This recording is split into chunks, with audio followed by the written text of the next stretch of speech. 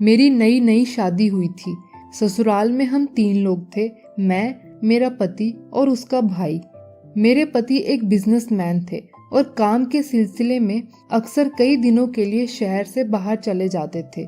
मेरे पति के माँ बाप कुछ साल पहले गुजर गए थे, इसलिए मैंने कुछ ही दिनों में ससुराल के घर की पूरी जिम्मेदारी संभाल ली थी। मेरे देवर की उम्र 17 साल की थी, इसलिए मुझे लगता था कि वो अभी बच्चा है। लेकिन एक दिन सुबह जब मैं उसके लिए चाय लेकर गई तो वो सो रहा था। मैंने उसे जगाया और चाय कप में डालने के लिए थोड़ा सा नीचे झुकी। तब मैंने देखा उसकी नजर सीधा मेरी छाती पर टिकी हुई थी। फिर ऐसे ही एक दिन जब मैं अपने कमरे में कपड़े बदल रही थी तो मैंने देखा वो मुझे खिड़की से छिपकर देख रहा है। मुझे उसका ये व्यवहार ठीक नहीं लगा, लेकिन मैंने इस पर ज्यादा ध्यान नहीं दिया क्योंकि मैंने सोचा वो अभी बच्चा है। एक दिन मेरे पति ने बताया उन्हें कुछ दिनों के लिए किसी जरूरी काम से शहर से बाहर जाना है और अगली सुबह वो घर से चले गए। अब मैं और मेरा देवर दोनों घर पर अकेले थे। फिर एक दिन मैं वॉशरूम में नहाने के लिए गई तो मैंने देखा वॉशरूम का लॉक खराब हो गया है। तब मैं ऐसे ही दरवाजा बंद करके नहाने लगी।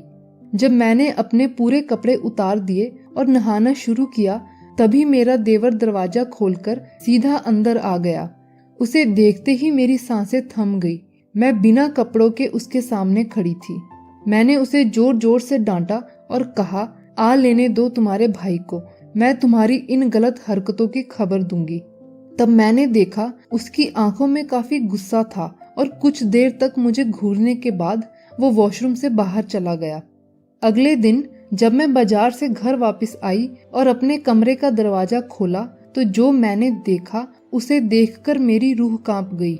मैंने देखा मेरे कमरे के टीवी पर मेरी नहाने से लेकर कपड़े बदलने तक की वीडियो चल रही है। मुझे समझने में जरा भी देर नहीं लगी कि ये सब किसने किया है। मैं गुस्से में सीधा उसके कमरे में गई तो मैंने देखा वो मजे से बेड पर लेटा हुआ था और उसने कहा, अगर आपने किसी को कुछ भी बताया तो मैं आपकी जिंदगी बर्बाद कर दूंगा। मैं आपकी सारी वीडियोस इंटरनेट पर डाल दूंगा। मैं उसकी बात सुनकर काफी डर गई और मैंने कहा, तुम मेरे साथ ऐसा क्यों कर रहे हो? मैंने तुम्हारा क्या बिगाड़ा है? तब उसने हंसते हुए कहा, बस मैं एक बार आपके साथ सोना चाहता हूँ। उसके बाद मैं सारी वीडियोस डिलीट कर दूंगा और कभी इसके बारे में किसी को नहीं बताऊंगा। यह सुनकर मैं अपने कमरे में वापस आ गई और रोने लगी। वो भी मेरे पीछे मेरे कमरे में आ गया। उसे देखकर मेरी धड़कन जैसे रुक गई हो। मैं जल्दी से बेड से उठकर खड़ी हो गई। तब वो मेरे पास आया और मेरे पीछे के हिस्से को अपने दोनों हाथों से पकड़ लिया। मैं वीडियोस के कारण पहले ही उससे काफी डरी हुई थी और उसे ऐसा करने से रोक भी नहीं सकती थी। फिर उसने कहा, भाभी आपका शरीर बहुत जबरदस्त है। जब मैंने आपकी छाती और पीछे का हिस्सा पहली बार देखा था तो मैं अपने आप पर काबू नहीं रख पा रहा था और उसी दिन से मैंने सोच लिया था कि आपके साथ एक रात तो जरूर बिताऊंगा। मैं रोते हुए उससे मेरे साथ ऐसा ना करने के लिए हाथ जोड़ने लगी, लेकिन उसके दिमाग में तो कुछ और ही चल रहा था। फिर उसने बहुत ही जोर से कसकर मेरे पीछे के हिस्से को पकड़ लिया और मेरी छाती चाटने लगा। डर के मारे मेरी सांसें फूलने लगी। तब उसने मेरे होठों को चूमना शुरू कर दिया और मुझे बेड पर लेटाकर मेरे ऊपर लेट गया। मैं आंखें बंद करके बस रोए जा रही थी।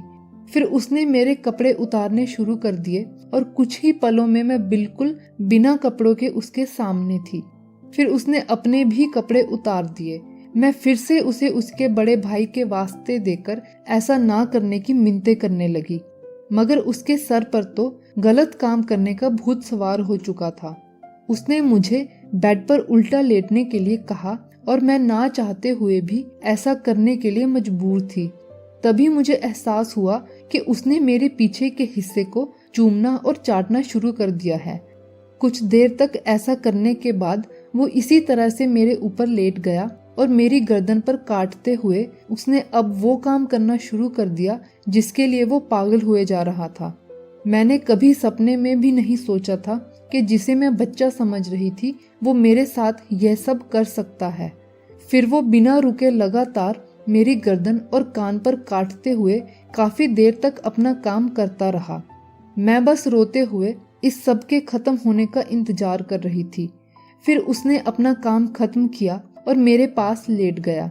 मैंने उससे अपनी वीडियोस डिलीट करने के लिए कहा तो उसने कहा, इतनी भी क्या जल्दी है भाभी जी, अभी तो हमने ये सब शुरू ही किया है। उसकी बात सुनकर मैं समझ गई कि वो मुझे इतनी आसानी से छोड़ने वाला नहीं है। मैं अब ये सब और बर्दाश्त नहीं कर सकती थी और मैंने भी अपने कमरे में पहले ही हिडन कैमरा लगा दिया था ताकि अगर वो जबरदस्ती मेरे साथ गलत काम करे तो वह सब रिकॉर्ड हो जाए। मैंने वीडियो फुटेज निकाली और उसे लेकर सीधा पुलिस के पास पहुंच गई और पूरी सच्चाई बता दी। तब मेरे पति को भी इसके बारे में पता चला और वो मेरे पास आ गए। मैंने उन्हें सब कुछ सच सच बता दिया।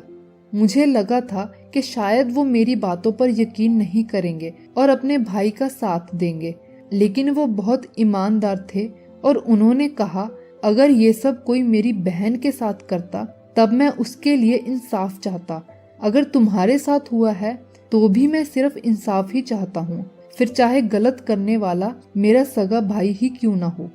उसके बाद पुलिस ने मेरे देवर को पकड़ लिया और मैं अपने पति के साथ खुशी खुशी रहने लगी। पति पत्नी एक दूसरे की सबसे बड़ी ताकत होते हैं अगर वह एक दूसरे पर भरोसा करें और एक दूसरे का साथ दें। आपको ये कहानी कैसी लगी कमेंट सेक्शन में जरूर बताएं। ऐसी ही और अच्छी कहानियों के लिए वीडियो को लाइक और चैनल को सब्सक्राइब करना ना भूलें।